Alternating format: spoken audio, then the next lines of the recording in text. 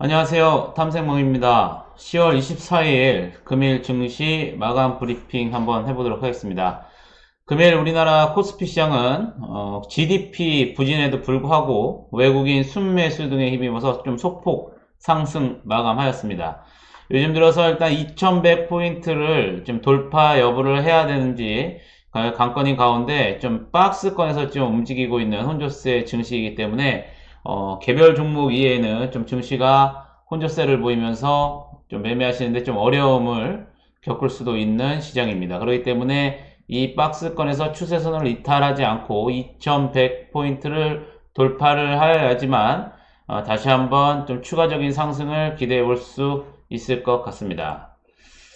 코스닥 시장 같은 경우에는 외국인 기관, 좀 순매도 등의 좀 약보합으로 좀 마감을 한 모습입니다. 코스닥 시장 같은 경우에도 코스피랑 마찬가지로 좀 추세선을 이어가면서 전에 저항선인 좀 660포인트 부근에서 좀 혼조세를 좀 보이고 있는 모습인데요. 특히 오늘 코스닥 지수는 시총상위 바이오 대장주들의 좀 움직임에 따라서 지수가 움직이는 모습이었습니다. 오늘 그럼 특징 섹터에 대해서 좀 잠시 알아보겠습니다. 오늘 국내 증시가 혼조세를 보인 가운데 좀 2차전지 전기차 관련 섹터가 좀 강세를 좀 보였습니다. 테슬라 깜짝 호실적과 유럽 전기차 시장의 성장 기대감 등으로 2차전지와 전기차 섹터가 좀 상승을 했고요. 삼성 전기 실적 발표 속에 MLCC 섹터가 상승을 좀 마감을 하였습니다. 이와 반대로 오늘 좀 제약바이오 업종들이 좀 하락이 컸었는데요. 이중 셀트리온 헬스케어의 블록딜 소식에 바이오 시밀러 및 제약, 줄기세포 관련 업체들이 좀 하락한 모습을 보였습니다. 항상 저희가 말씀드리다시피 일단 추세와 아래에서 기존에 좀 수급이 들어왔던 종목들을 한번 눈여겨보자 라는 좀 말씀을 좀 드리겠는데요.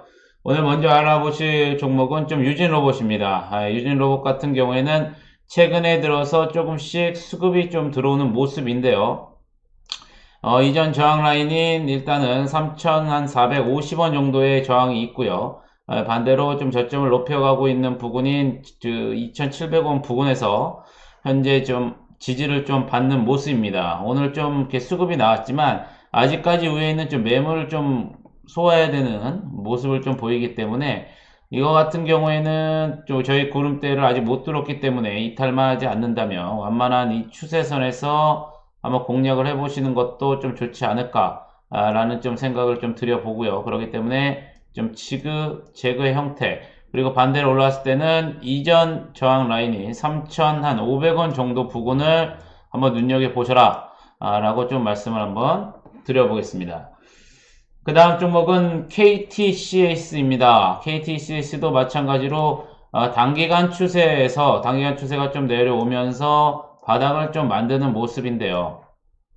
이미 3일 전에 슈팅이 나오고 눌림목 자리에서 나왔기 때문에 다시 한번 2,100원 정도를 이탈하지 않는다면 다시 한번 상승의 여력이 좀 있어 보이지 않느냐라고 한번 눈여겨보겠고요. 반대로 이전 고점의 저항 라인이죠. 저항 라인인 2280원 정도 부근에서 과연 뚫는지 이 부분을 한번 체크해 보시면 될 것 같습니다. 좀 수급이 조금 들어왔던 모습인데요. 그런 부분을 좀 참고하시면 되실 것 같고요. 반대로 좀 이틀 연속 즉 기간 중에서도 사모펀드에서 약 뭐 많은 비중은 아니지만 조금 비중이 좀 들어오는 모습이 좀 보였습니다. 네, 다음 종목은 자아전자입니다. 자아전자 또한 마찬가지로 단기적으로 좀 하락 추세에서 조금 바닥을 만들면서 좀 추세를 좀 만들어가는 모습이고요. 오늘 좀 슈팅이 나왔던 모습입니다. 오늘 같은 경우에는 외국인과 기관의 동시 수급에 힘입어서 한 17% 이상이 조금 상승했던 부분인데요. 이거 같은 경우에도 마찬가지로 우리의 있는 고름대 라인인 한 만원 정도만 지지해준다면 다시 한번 올라가지 않을까라고 생각을 해보고요. 이거 같은 경우에는 저항 라인인 한 11,700원 정도 부근을 돌파하는지 여부를 한번 체킹을 한번 해보시면서 대응을 한번 해보시면 좋을 것 같습니다. 네, 다음 종목은 서울전자통신입니다. 뭐 거래량이 그렇게 많지는 않은 종목이었는데요. 한 8월부터 좀 시작되면서 좀 아랫바닥에서 수급이 좀 들어오는 모습입니다. 단기 추세가 조금 하방 추세에서 다시 상승 추세로 좀 전환을 하는 모습인데요.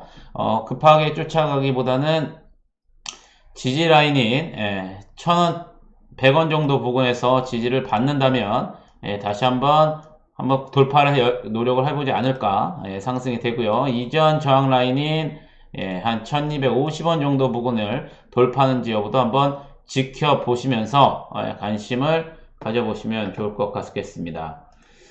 다음 종목은 그린 케미칼입니다. 그린 케미칼 같은 경우에는 어떻게 보면 되게 소량의 주식수가 별로 없는 종목이고요. 오늘도 무려 이제 한 7%가 올랐지만 거래량은 약 30만 주에도 못 미쳤던 주식이기 때문에 이거 같은 경우에는 좀 단기적 대응을 하실 분들만 좀 집중을 하시면 되실 것 같다.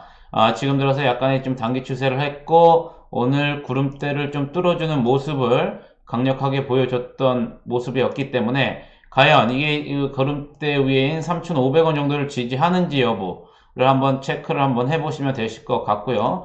반대로 고점인 3,800원 정도 부근을 돌파하는지 여부도 한번 체킹을 해보시면 되실 것 같다 라는 부분. 하지만 이게 거래량이 없기 때문에 어느 정도의 큰 파동도 예상을 하셔야 된다라는 말씀 한번 드려보겠습니다.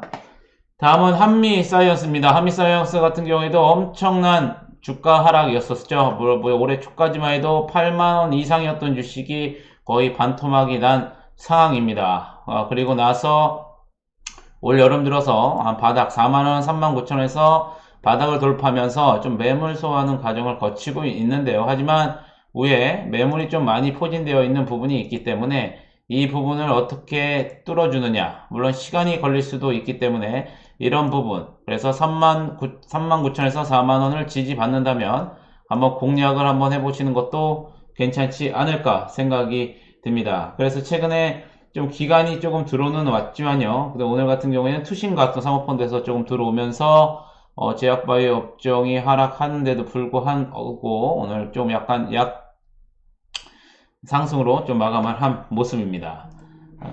반대로 동성제약입니다. 동성제약 같은 경우에도 지금 현재 5월달 이후로 고점을 낮춰가면서 좀 추세가 좀 깨졌다가 최근에 들어서 조금 수급이 들어오면서 구름대를 뚫고 좀 단기 바닥을 좀 지지하는 모습입니다. 그렇기 때문에 전 저항 라인인 22,500원이 있고요.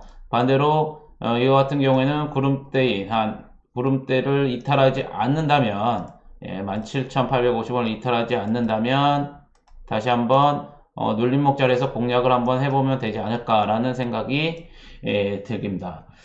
저희가 항상 말씀드리지만 항상 오랜 기간 동안 좀 하방 추세에서 좀 어느 정도 행보를 하면서 최근 들어 이제 기간 수급이 조금 들어오는 모습들을 좀 보이는 종목들을 여러분들이 좀 눌림목에서 체크를 해보시는 것도 단기적으로 좀 대응하시는 분들이나 아니면 직장인 매매분들은 좀 이런 매매 패턴을 한번 연습을 해보시면 되실 것 같고요. 이 영상이 도움이 되셨다면 여러분들 구독과 좋아요 한 번씩 부탁드리겠습니다.